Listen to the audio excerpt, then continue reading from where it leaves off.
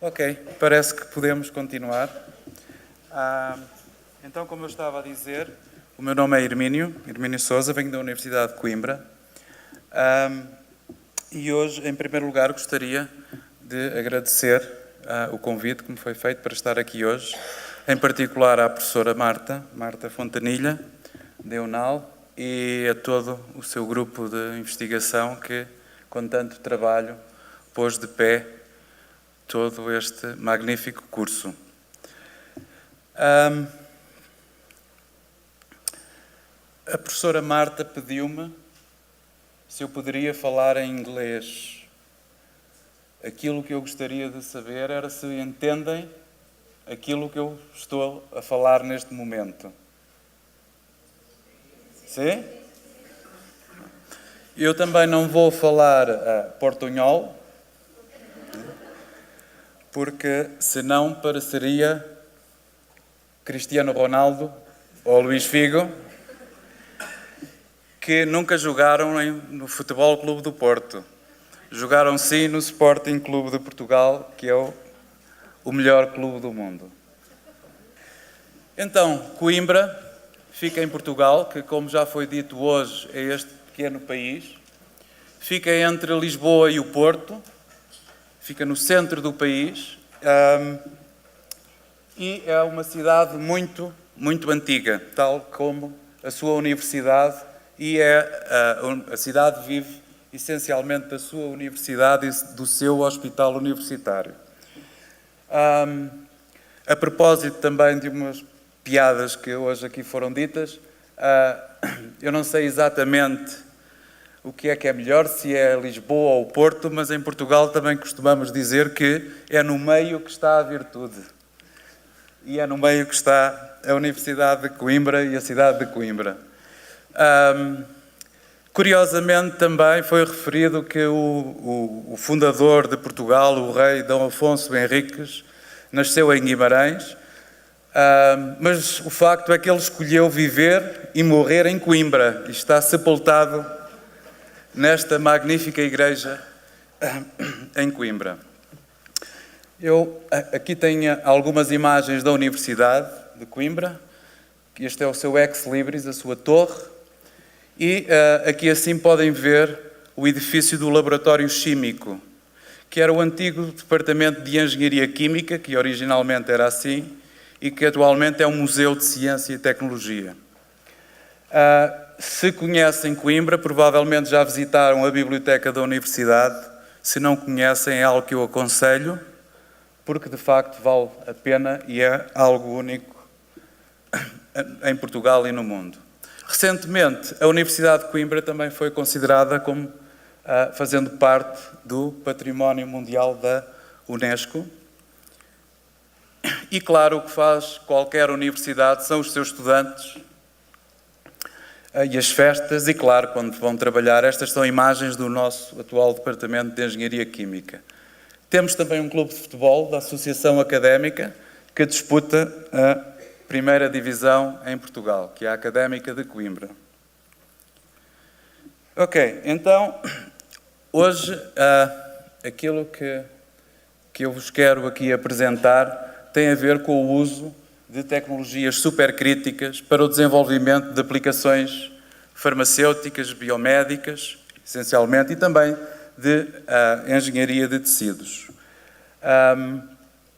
Aqui deveria aparecer uma imagem, só que não se vê muito bem, e eu vou começar já por referir que, de facto, estas tecnologias, usando fluidos supercríticos e, em particular, o dióxido de carbono supercrítico, elas apresentam algumas vantagens no processamento e no desenvolvimento de materiais para este tipo de aplicações. Eu não vou entrar em muitos detalhes acerca do que é um fluido supercrítico. Vou só referir que, porque é importante para a compreensão depois dos processos que nós usamos, vou só referir um célebre diagrama de equilíbrio de fases de uma substância pura, e onde acaba a linha de equilíbrio entre um líquido e um gás, acaba neste ponto, designado por ponto crítico, que tem coordenadas muito bem definidas de temperatura e de pressão para cada substância, e, portanto, acima desta temperatura e acima desta pressão esta substância diz-se que está no ponto ou que está na região supercrítica. Na prática, significa que quando temos um líquido em equilíbrio com o seu vapor, quando entramos na região supercrítica, o que vai acontecer é que este líquido e este gás passam a ser uma única fase. Reparem que desapareceu o menisco de separação entre as duas fases e não é uma evaporação, porque se fosse uma evaporação o menisco ia vindo cada vez mais cá para baixo à medida que o líquido ia desaparecendo. Quer isto dizer que na região supercrítica nós não temos separação de fases entre um líquido e um gás. E as temperaturas críticas e as pressões críticas são características para cada uma das substâncias que eu aqui indico nesta tabela e mesmo para outras. O dióxido de carbono, como irei mostrar mais tarde, é o fluido supercrítico mais usado porque tem uma pressão crítica relativamente baixa e uma temperatura crítica também relativamente baixa. Isto significa que para usar o dióxido de carbono em condições supercríticas, podemos usar temperaturas baixas e isto é extremamente relevante para aplicações onde se usem substâncias que são termicamente lábeis, que se degradam com a temperatura. O que se passa, e a maioria das aplicações baseadas em fluidos supercríticos, é que, como desaparece aquela separação entre um líquido e um gás, os fluidos supercríticos têm propriedades intermédias, algumas propriedades são intermédias àquelas típicas para os gases e para os líquidos. Outras não são intermédias, mas estas, do ponto de vista da engenharia e do processamento, são extremamente importantes. E quer isto dizer que nós podemos ter um fluido supercrítico que tem estes valores, por exemplo, de densidade, que se aproximam em certas condições das dos gases e outras nas dos líquidos. E também as propriedades de transporte, que são muito importantes, como eu vos irei mostrar brevemente mais à frente. Além disso, portanto, os fluidos supercríticos têm este comportamento esquizofrénico. Tá bom? Eles não sabem se são líquidos ou se são gases e por vezes comportam-se como líquidos, por vezes comportam-se como gases. Quer isto dizer que nós, escolhendo as condições de pressão e temperatura, podemos forçar os fluidos supercríticos a comportarem-se mais como gases ou mais como líquidos, dependendo daquilo que pretendamos fazer. E algumas destas propriedades são mesmo muito importantes, especialmente a densidade e a solubilidade. A densidade do fluido supercrítico é função da pressão e da temperatura e nós conseguimos ajustá-la numa vasta gama, ou numa gama relativamente larga, e isto significa que também conseguimos dissolver substâncias em fluidos supercríticos que não conseguíamos dissolver em gases. Ok? Porque a solubilidade de uma substância está diretamente relacionada normalmente com a densidade desse solvente. O mesmo também se passa em relação às propriedades de transporte. Nós aí, enquanto que queremos densidades semelhantes às dos líquidos para a maioria dos processos, nós queremos propriedades de transporte semelhantes às dos gases para outros. E, como eu disse, o dióxido de carbono supercrítico é então o fluido supercrítico mais importante, porque é não tóxico, em certas condições, obviamente, não é inflamável, é barato, é relativamente inerte e, claro, é abundante na natureza. Como também já brevemente referi, devido ao facto de ter uma temperatura crítica relativamente baixa, permite, por exemplo, que nós o usemos em condições supercríticas a temperaturas à volta dos 35, 40 graus, que são temperaturas moderadas e que podem evitar a degradação de muitas substâncias com a temperatura, como sejam certos fármacos, biomoléculas ou mesmo até alguns polímeros. Outra característica muito importante do dióxido de carbono é que ele, devido às suas propriedades de transporte, às suas características de polaridade e ao seu tamanho relativamente pequeno, ele consegue penetrar em muitas matrizes sólidas. E, ao fazer isto, o que acontece é que, em muitas situações, ele consegue entrar dentro de polímeros, ser absorvido por esses polímeros, inchar esses polímeros e atuar como um plastificante temporário. E isto vai facilitar todos os processos de processamento que nós possamos pensar em que queremos usar o dióxido de carbono supercrítico. Isto vai facilitar grandemente estes processos. No fim, quando acabamos o processamento, ao despressurizarmos o sistema, o dióxido de carbono passa da região supercrítica para o gás, a temperatura constante, e o que acontece é que ele deixa os produtos que nós processamos secos de solvente. Ou seja, o nosso solvente era o dióxido de carbono supercrítico, que passou a um gás e, portanto, é facilmente eliminável. E isso é uma grande vantagem também do dióxido de carbono supercrítico em muitas aplicações. E no caso particular pelo qual nós estamos aqui hoje, já existem muitas aplicações envolvendo fluidos supercríticos e, em particular, o dióxido de carbono supercrítico, com vista ao desenvolvimento de produtos para aplicações farmacêuticas e biomédicas. Eu tenho aqui uma lista de várias das aplicações que já foram estudadas e algumas até desenvolvidas, e que vão desde o processamento, a reação, e usam o dióxido de carbono como solvente, como soluto ou como antissolvente. E até, por vezes, até como reagente de determinada reação química. A grande maioria das aplicações envolvendo o uso de dióxido de carbono supercrítico são aquelas onde se usa o dióxido de carbono supercrítico como solvente, ou soluto, ou antissolvente, para micronizar, ou ainda conseguirmos uma escala mais abaixo, com um pouco de sorte e engenho, substâncias bioativas, aditivos, ou até mesmo alguns polímeros biocompatíveis. Eu não vou falar desta parte porque o Dr. Paulo Rosa, da Universidade da Unicamp, do Brasil, irá falar disto. Eu vou apresentar-vos, essencialmente, duas técnicas que envolvem o uso de fluidos supercríticos como solvente, soluto, antissolvente, para encapsular, impregnar ou dispersar aditivos bioativos em matrizes sólidas ou semissólidas, do tipo polimérico, inorgânico, compósito ou híbrido. Okay? A outra aplicação é usamos como solventes, dissolventes ou solutos para atuarem simultaneamente ou em separado como agentes para alterar a morfologia dos nossos materiais, a porosidade dos mesmos, como agentes de espumagem, como agentes de redução de viscosidade ou como plastificantes essencialmente para polímeros.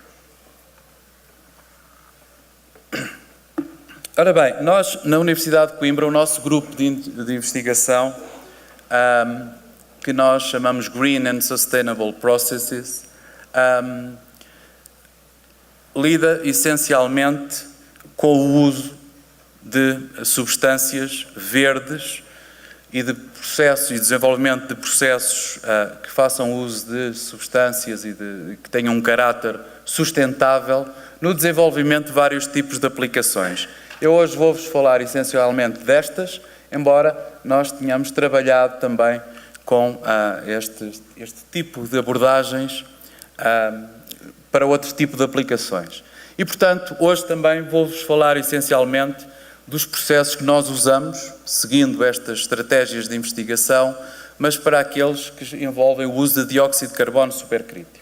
As outras áreas de abordagem dentro desta perspectiva verde e sustentável são as que envolvem solventes verdes, mais amigos do ambiente, menos tóxicos, e são essencialmente solventes a água, obviamente, e solventes alcoólicos, em particular o caso do etanol. Usamos também líquidos iónicos mais seguros e, inclusive, alguns também biodegradáveis. Temos também algumas atividades na síntese dos processos que envolvem estratégias biomiméticas para síntese e processamento, e fazemos também uso de matérias-primas que são obtidas de fontes renováveis e também dos resíduos dessas mesmas fontes. Em particular, metabolitos secundários, polissacáridos, proteínas, essencialmente de origem vegetal.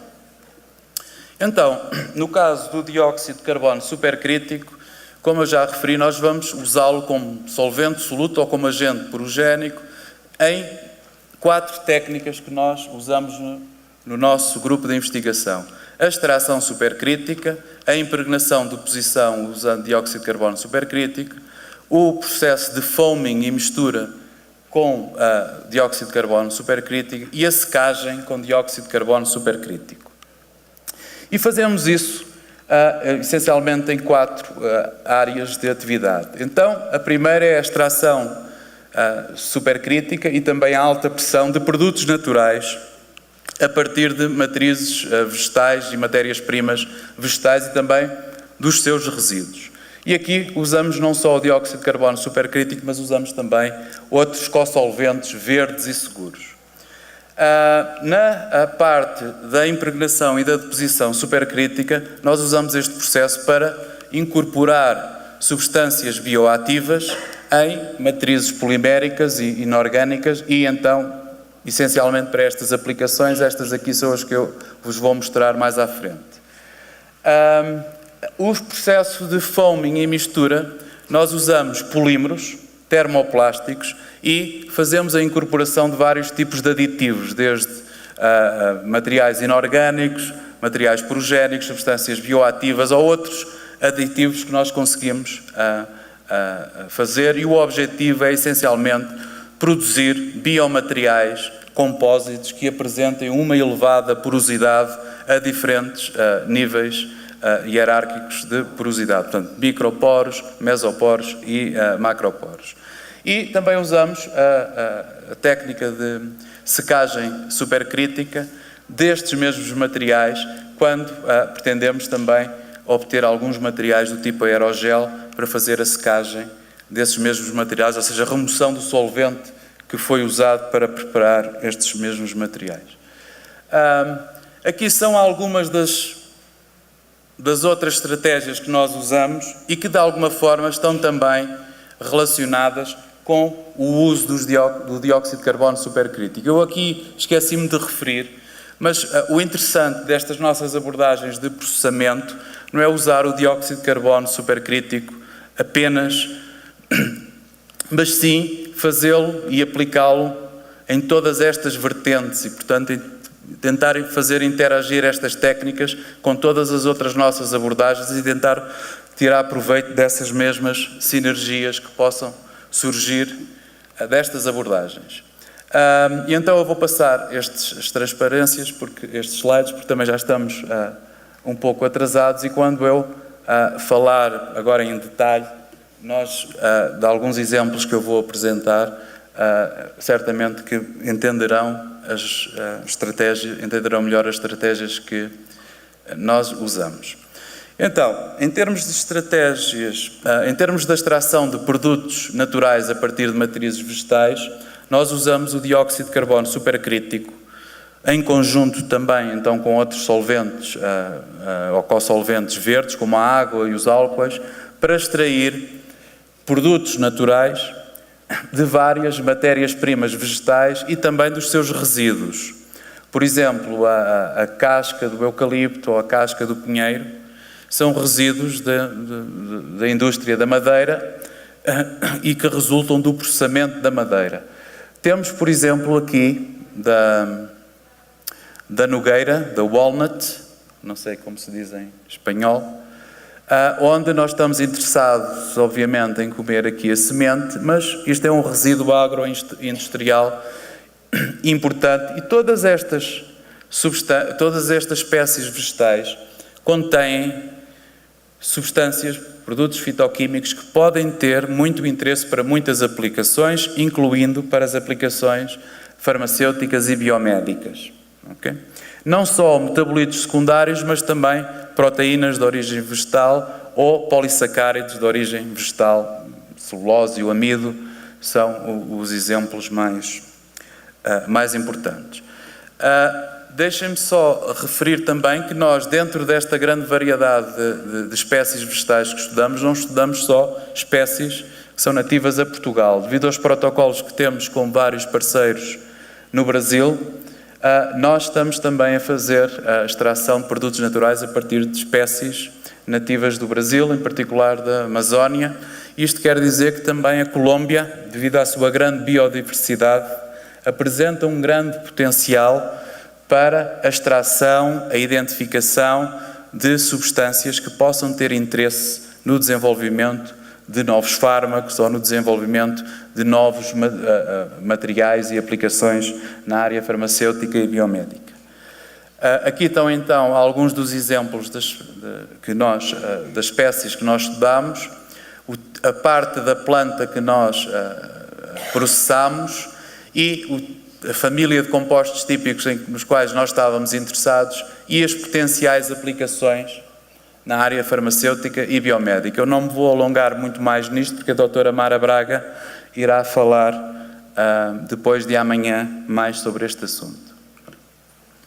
O segundo processo que nós usamos e temos usado bastante nos últimos anos é então a técnica de impregnação ou de deposição supercrítica, onde aqui nós usamos o dióxido de carbono essencialmente não como um solvente, embora inicialmente ele seja usado como solvente para dissolver determinadas substâncias bioativas no seu seio, e depois usamos-lo como soluto, ou seja, dissolvemos o aditivo, pode ser, vamos pensar que possa ser, por exemplo, uma substância bioativa, um fármaco, numa mistura fluida ou num fluido supercrítico a alta pressão, portanto, escolhendo criteriosamente as temperaturas e as pressões a que nós vamos processar isto, e depois fazemos o contacto desta mistura de fluido supercrítico contendo uma substância nele dissolvida, portanto, não é um líquido, não é um gás, é um fluido supercrítico, por exemplo, com um fármaco lá dissolvido, e colocamos em contacto com um polímero. O que vai acontecer, ou o que nós esperamos que aconteça, é que o dióxido de carbono supercrítico irá inchar esse polímero, vai absorver e vai inchar, e ao fazer isso está a carregar a substância bioativa para o seu interior. No fim, ao despressurizarmos o sistema, o dióxido de carbono passa à fase gasosa e deixa incorporado, impregnado ou depositado na superfície do material esse mesmo aditivo que nós estamos a tentar incorporar. Esquematicamente é isto, não sei se conseguem ver bem. Temos 3 casos principais. O primeiro caso é aquele onde a matriz não incha de grande forma por absorção de dióxido de carbono ou pura e simplesmente não absorve qualquer dióxido de carbono e no fim, após a despressurização, o aditivo, o fármaco, ficará depositado na superfície dos poros existentes nesse material. Isto é o caso, por exemplo, de polímeros que não incham com dióxido de carbono ou dos materiais cerâmicos ou inorgânicos. O segundo caso é o caso onde, por exemplo, de polímeros termoplásticos como os acrilatos conseguem absorver quantidades apreciáveis de dióxido de carbono. E esta absorção, que é a situação desejável, faz com que o fármaco seja distribuído no fim da despressurização, não só fique molecularmente disperso na matriz sólida, como também depositado à superfície dos poros dessa mesma matriz. E por fim, outro caso específico e que nós usamos bastante, em que tem a ver com o uso de um material que foi previamente inchado num outro solvente. Vamos supor o caso de um hidrogel que está inchado em água, temos um material reticulado, e após o contacto com a mistura fármaco-fluido supercrítico ainda vai inchar mais. E ao inchar mais, após a despressurização, o que vai acontecer é que o fármaco fica molecularmente disperso nesta matriz do hidrogel, portanto, ou seja, num sistema que contém alto teor de água. E isto foi os casos que nós estudámos mais, foi a aplicação da impregnação de fármacos para o tratamento, por exemplo, do glaucoma, em lentes de contacto do tipo hidrogel. Mas podemos fazer, por exemplo, em géis de sílica, quando elas ainda, antes de as secar. Então, este exemplo que eu vos estava a falar foi, de facto, um caso com algum sucesso que nós fizemos e cujo principal objetivo era então usar lentes de contacto já existentes no mercado, aprovadas, e transformá-las em lentes de contacto terapêuticas. Como? Impregnando fármacos oftalmológicos através da técnica de impregnação de posição e, no final, iríamos ter então uma lente de contacto que, além de permitir a correção da visão necessária a quem necessita de lentes de contacto, poderia ir libertando um fármaco lentamente ao longo do tempo. Mas não foi só isso que fizemos. Nós, estas nossas atividades na impregnação de posição envolveram não só então as lentes de contacto comerciais, de diferentes tipos e constituídas por muitos materiais, mas também lentes intraoculares, hidrogéis de base quitosano. Fizemos também a impregnação em micro e nanopartículas de PHB, polihidroxibutirato, micro e nanofibras de policaprolactona e de blends ou misturas de policaprolactona e lutrol e também, especificamente, noutro tipo de blends que deveriam funcionar como inserts oftalmológicos que eram à base de policaprolactona lutrol ou policaprolactona luvax. E, portanto, temos aqui uma série de publicações relacionadas com este tema e este trabalho, ou grande parte destes trabalhos, foram feitos em colaboração com a professora Carmen Lourenço e o professor Ángel Concheiro, da Universidade de Santiago de Compostela, que infelizmente não puderam estar presentes, mas foram já feitos também no âmbito da rede Rimadel que nos traz aqui.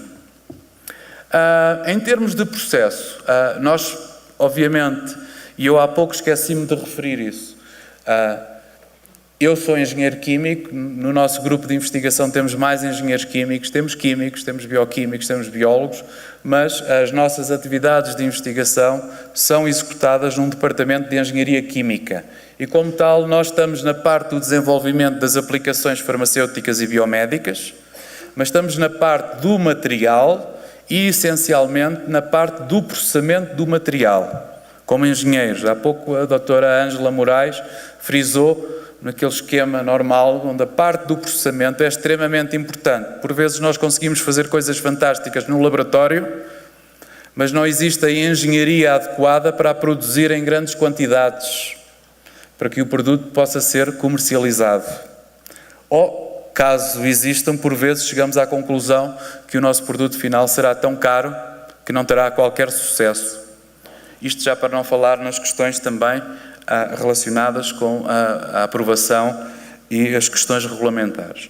E, portanto, nós, aqui neste caso, nós estamos essencialmente interessados nas variáveis do processo, ou seja, que pressões, que temperaturas, que tempo nós vamos usar durante a impregnação, se adicionamos co-solventes, a velocidade de despressurização e o tipo de materiais, portanto, que estavam envolvidos, e tentámos estudar estes aspectos, tendo em consideração as propriedades funcionais requeridas para estas mesmas aplicações, que podem ser, como vos disse, diferentes tipos.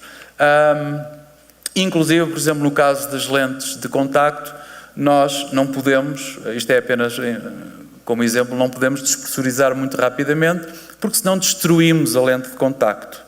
E a lente de contacto perderia, obviamente, as suas dimensões, a sua geometria, as suas propriedades ópticas e não serviria para a função que estava inicialmente prevista para elas.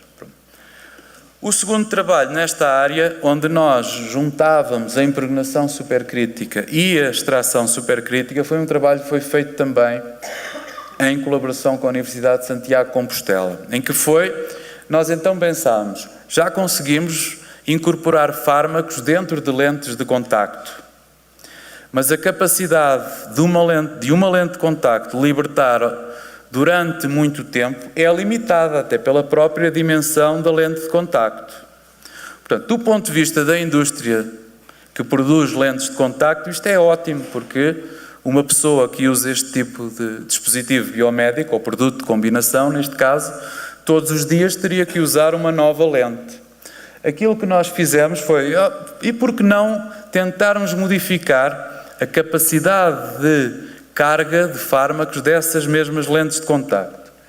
E o que fizemos, por forma a que, por exemplo, um paciente à noite, antes de ir para a cama, coloque a lente de contacto dentro de uma solução aquosa contendo esse mesmo fármaco e durante a noite a lente fique recarregada. E foi isso que fizemos usando uma técnica de imprinting molecular, de impressão molecular, onde nós, em vez de usarmos as técnicas convencionais de imprinting, assumimos que a estrutura reticulada de uma lente de contacto tem determinadas cadeias que não estão reticuladas e que, portanto, podem ser organizadas com a incorporação de um template específico, que seria, por exemplo, um fármaco específico. E ao impregnarmos esse template com dióxido de carbono supercrítico, no fundo, devido às interações específicas que se conseguem promover com o template, vamos organizar a estrutura da nossa lente de contacto. E, de seguida, o que fazemos é alteramos as condições de processamento e, em vez de impregnarmos, vamos extrair por extração supercrítica e removemos o template, deixando a estrutura polimérica com cavidades que são específicas para este fármaco. Ok? Quer isto dizer que este polímero, quando colocado numa solução aquosa, por exemplo, contendo este fármaco, ele vai carregar esse fármaco de uma forma muito mais eficiente e se essa mesma solução contiver diferentes fármacos, este polímero, esta lente de contacto, irá ser seletiva para esse fármaco, não para o outro. Aliás, estas técnicas de molecular imprinting são muito usadas para o fabrico de biosensores, por exemplo, okay? Ou para separações. E o que fizemos foi, fizemos vários ciclos, eu não vou entrar em grandes detalhes científicos, eu só vos quero mostrar as capacidades do método. O que fizemos foi, impregnamos e extraímos uma vez, impregnamos e extraímos 2 vezes, impregnamos e extraímos 3 vezes e verificámos que conseguimos aumentar em cerca de 400, mais de 400% a capacidade de carga destas lentes de contacto depois quando foram colocadas em água. Se fizermos o mesmo processo em absorver em água, extrair em água, curiosamente os valores diminuem após 3 ciclos e a ordem de grandeza dos valores é cerca de 10 vezes menor. Okay? Também como criámos esta afinidade específica das cadeias dos polímeros, a lente de contacto depois também vai apresentar perfis de libertação do fármaco mais controlados e mais sustentados ao longo do tempo, porque no fundo o que nós estivemos a fazer foi aumentar a capacidade e as interações, a capacidade do polímero interagir com o fármaco, e se tem uma maior capacidade para o absorver, também terá uma menor predisposição para o libertar mais tarde, libertando-o, portanto, mais devagar. Este foi o exemplo das lentes de contacto. Fizemos também, ainda continuamos a fazer,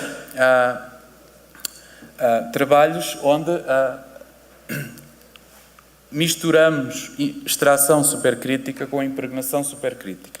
E neste caso aqui, a nossa ideia era desenvolver um material para cicatrização de feridas que fosse completamente natural, ou seja, usamos polímeros obtidos de fontes naturais, usamos extratos de plantas ou produtos naturais extraídos e purificados a partir de plantas e fazemos a incorporação, portanto, fazemos a extração supercrítica e depois fazemos a impregnação e a deposição dessas mesmas substâncias. Fizemos isso para vários derivados de quitosano, fizemos para a agarose, usámos também, como fizemos para as lentes de contacto, já materiais aprovados e comercializados para uso como dressings para o tratamento de feridas, de base de colagênio, de celulose, de ácido hialurónico e publicámos vários trabalhos usando esta estratégia. Aqui temos algum exemplo. Temos um exemplo que é a impregnação de extratos de jucá, que é uma planta da região da Amazónia, que os nativos usam há muitos anos para cicatrização de feridas. E, portanto, extraímos, caracterizámos os extratos e depois tornámos a impregná-los e aqui temos algumas imagens onde vemos o extrato aqui depositado e fizemos isso em diferentes tipos de materiais e obtivemos materiais com propriedades biológicas até bastante diferentes, não apenas em função do extrato que estávamos a utilizar, mas também em função do próprio polímero que constituía o material dos dressings. Okay? Portanto, em termos de este trabalho também continua e temos outros sistemas estudados usando este tipo de técnicas para vários tipos de matrizes poliméricas, tanto de base natural como mesmo para materiais inorgânicos, portanto, usando extratos ou substâncias naturais e incorporando-as nesses suportes sólidos. E este trabalho foi feito, mais uma vez, com a Universidade, alguns destes com a Universidade de Santiago de Compostela, também com a Unicamp e com a professora Ângela e o professor Paulo, aqui em algumas aplicações que nós temos, não só para dressings, mas também para aplicações na indústria alimentar, na indústria cosmética, mas a ideia é sempre esta, temos um extrato natural e vamos tentar usar também produtos o mais naturais possível. Agora, deixa-me cá ver. Uma das características importantes que eu vos referi para a impregnação para a impregnação supercrítica é que o polímero tem uma capacidade relativamente elevada para absorver a mistura supercrítica que contém um aditivo. Mas há alguns materiais que conseguem absorver tanto dióxido de carbono supercrítico que o que vai acontecer é que eles vão fundir a temperaturas muito mais baixas do que aquelas a que normalmente fundem, que têm as suas temperaturas de fusão. E aqui aparece. Temos um exemplo de um trabalho que nós fizemos.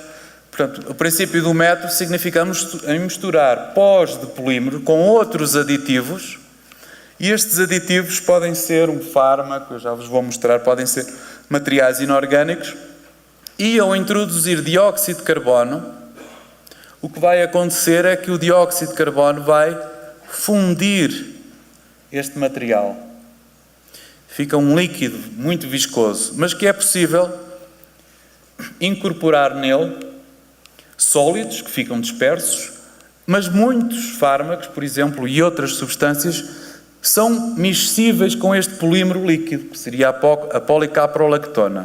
Depois, por despressurização, e obviamente temos que controlar a pressão, a temperatura e a velocidade de despressurização, o dióxido de carbono que estava também dissolvido neste material polimérico e que o estava a tornar um líquido viscoso, vai ser deixado sair do sistema e vai criar poros nesse mesmo material. E o que é que acontece aos aditivos que aqui estavam todos? Vão ficar lá retidos nessa matriz. Só aqui, ou seja, sim.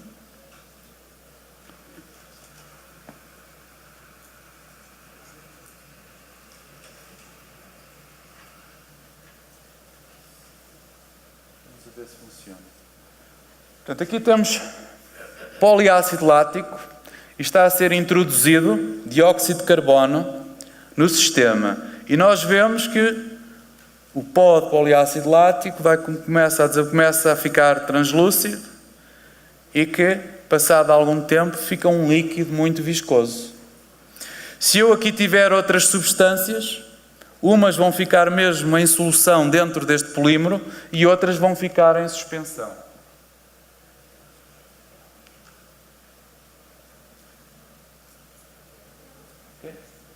Aqui começámos a despressurizar. Portanto, tínhamos um líquido e a partir de certa altura o dióxido de carbono começa a nuclear e a crescer formando as bolhas e conseguimos ter um material poroso. E controlando a temperatura, a pressão, o tempo, os aditivos que lá colocamos, nós vamos conseguir também controlar a porosidade destes materiais, bem como outras propriedades que sejam de interesse para as aplicações biomédicas e farmacêuticas de interesse. Okay? Portanto, este, no fundo, é o princípio da técnica. Parece muito simples, mas há muitas questões de engenharia, muitas questões de física muitas questões relacionadas com a química física de interface neste processo. E, portanto, os aditivos que nós podemos incorporar ali podem ser, então, co-solventes para aumentar a solubilidade de algumas daquelas substâncias no polímero. Podem, então, ser as espécies que nós temos interesse para fins terapêuticos ou para fins de engenharia de tecidos, fármacos, proteínas, fatores de crescimento. Podemos também incluir monómeros e iniciadores e depois polimerizá-los a posteriori dentro de uma estrutura porosa que já foi feita, e podemos, para melhorar propriedades termodinâmicas ou outras propriedades que queiramos, introduzir nanopartículas de materiais inorgânicos, sílica, titânio, fosfatos de cálcio, biovidros, hidroxiapatite de cálcio, cloreto de sódio, para diferentes fins, mas essencialmente para alterar a morfologia, as propriedades mecânicas e o caso do cloreto de sódio como um agente porogénico solúvel em água que podemos retirar mais tarde. Outros tipos de agentes porogénicos líquidos podem também ser usados e eu irei mostrar-vos mais à frente. E podemos usar outras substâncias aqui, plastificantes, pigmentos, corantes, agentes antioxidantes, etc. Portanto, a ideia é que tudo o que nós lá colocarmos e que não for solúvel em dióxido de carbono, durante a despressurização e a formação de novo de um polímero sólido, poroso, irá ficar incorporado lá dentro. E, portanto, temos aqui um estudo que nós fizemos há cerca de 2 anos, onde, variando a composição em nanopartículas de sílica e algumas condições, este aqui foi processado a 140 bar, mas variando o tempo de contacto e a velocidade de despressurização, isto apenas como exemplo, é possível ver que nós conseguimos ter materiais porosos, com poros, em diferentes gamas de porosidade. É claro que todas estas porosidades foram medidas por outras técnicas, eu não vou apresentar aqui, só vos quero mostrar que é possível, sem adicionar nenhum aditivo inorgânico e depois adicionando diferentes quantidades, conseguimos obter materiais com propriedades completamente diferentes, processando-os nas mesmas condições. E vejam também, aqui neste caso, com 30% de sílica, o que acontece é que a quantidade de nanopartículas de sílica que nós estamos a incorporar já é tão grande que o material fica com uma morfologia completamente diferente, além de que não apresenta as propriedades mecânicas necessárias para aquilo que nós estávamos a pensar fazer aqui. E mais à frente eu vou voltar a este assunto para vos mostrar como é possível também, usando outras estratégias, contornar esta situação. Aquelas nanopartículas de sílica que viram ali que estavam incorporadas, elas também podem ser impregnadas com um fármaco, ou neste caso depositadas. Nós introduzimos as substâncias, neste caso introduzimos dexametasona, que o professor Mano falou há pouco de manhã, que é uma substância que tem capacidade de diferenciação de células da medula óssea. Podemos depositá-las naquela sílica mesoporosa e pegamos nessas partículas, colocamos dentro do polímero. E isto permite-nos ter, usando este fármaco apenas no polímero, apenas na sílica e no polímero e na sílica, conseguimos obter diferentes perfis de libertação ao longo do tempo. Isto foi feito usando, então, a técnica que eu já vos falei, neste caso de deposição, porque a sílica não absorve dióxido de carbono. Ora bem, eu aqui mostro-vos outros casos onde nós também usamos diferentes quantidades de sílica, também em policaprolactona, mas aqui o que nós fizemos foi adicionarmos agentes porogénicos, também funcionam como plastificantes e como agentes de compatibilidade que aumentam, no fundo, a compatibilidade e as interações entre as nanopartículas de sílica do tipo hidrofílico e um polímero como a policaprolactona do tipo hidrofóbico. Nós ainda não podemos dizer exatamente quais são, mas duas delas são líquidos iónicos e dois outros são líquidos. Um deles até é um excipiente já aprovado pela FDA e muito negligenciado. E o outro também é um produto de origem natural. E, portanto, incorporando tudo isto em policaprolactona, conseguimos agora obter materiais com porosidades completamente diferentes daquelas que obtínhamos quando não as incorporávamos. E podemos ver também que estas substâncias estão homogeneamente distribuídas, não sei se conseguem ver,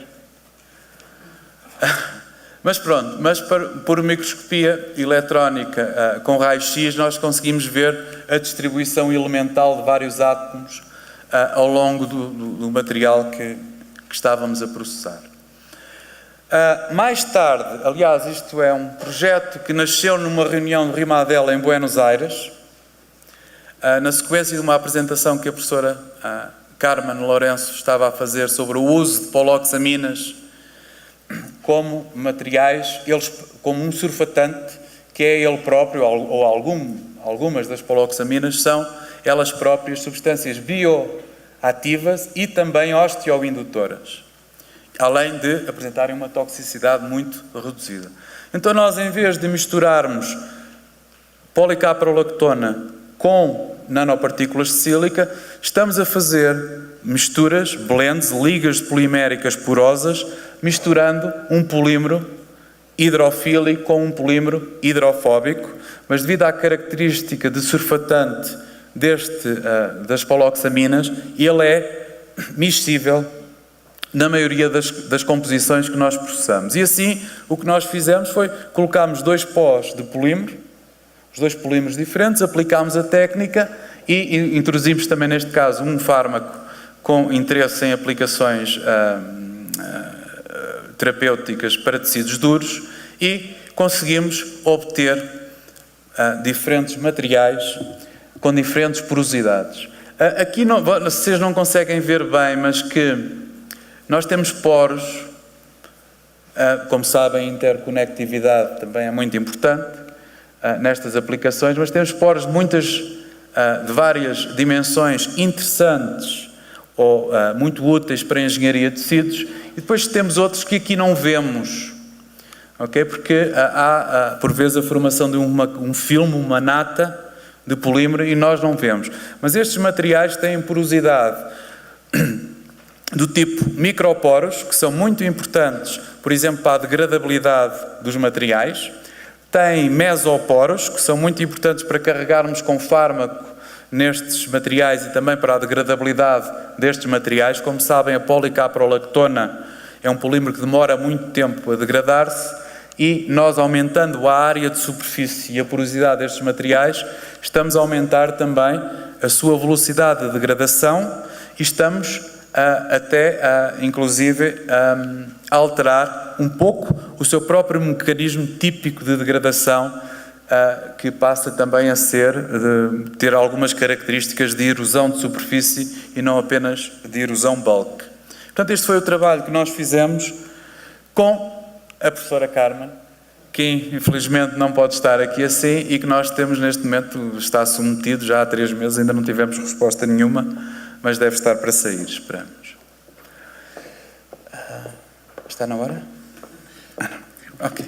Então, eu esta parte talvez vá passar, mas esta parte seguinte tinha a ver também com outras estratégias que nós usamos, que tem a ver com as estratégias biomiméticas para síntese e processamento que nós estamos a desenvolver e que envolvem essencialmente métodos sol-gel que mimetizam de alguma forma aquilo que a natureza faz na produção de biosílica através das suas próprias proteínas específicas para vários tipos de diatomáceas, de esponjas e até do próprio pepino. E o que nós fizemos foi que descobrimos várias moléculas semelhantes a certos segmentos peptídicos dessas mesmas proteínas e descobrimos pequenas moléculas que são aminoácidos. Alguns outros não são parecidos ou são tripeptídeos de aminoácidos, e eles próprios em meio aquoso, usando um precursor adequado de sílica e em condições de 25 até 37 graus em água, conseguimos fazer sílica, ok? E conseguimos fazer sílica não só alterando o pH, só um momento, não tenho aqui, não. Mas o próprio mecanismo de condensação da reação de formação da sílica é afetado ou é produzida sílica que tem propriedades mecânicas de porosidade e de rugosidade que são diferentes da sílica normalmente produzida pelos métodos Solgés típicos. E fizemos isso e fizemos compósitos com biopolímeros, com vários biopolímeros, fizemos biovidro usando estas mesmas técnicas, fizemos compósitos inorgânicos com hidroxiapatite de cálcio e também depois pegámos nestes materiais e impregnámos também fármacos neles para servirem para possíveis materiais para a engenharia de tecidos duros ou para outras aplicações terapêuticas nessa área. E também secámos esses materiais através de uma técnica de secagem supercrítica. Bom. Eu gostaria de explicar melhor esta última parte, porque especialmente algumas derivações que nós estamos a fazer nestas áreas, mas infelizmente não temos tempo e já estamos bastante atrasados no programa. Portanto, obviamente tudo isto é possível, como já foi aqui referido várias vezes, devido às várias colaborações que nós temos, às várias entidades de financiamento e também aos alunos que nós temos tido, alguns deles, julgo que estão aqui, que também, através do próprio programa CITED-RIMADEL, que foram a Portugal efetuar algumas atividades de investigação ou alunos nossos que foram a outros sítios efetuar essas mesmas aplicações. Este é um mapa das nossas antigas e correntes colaborações académicas e industriais, que também nos auxiliaram bastante e, portanto, obrigado pela vossa atenção.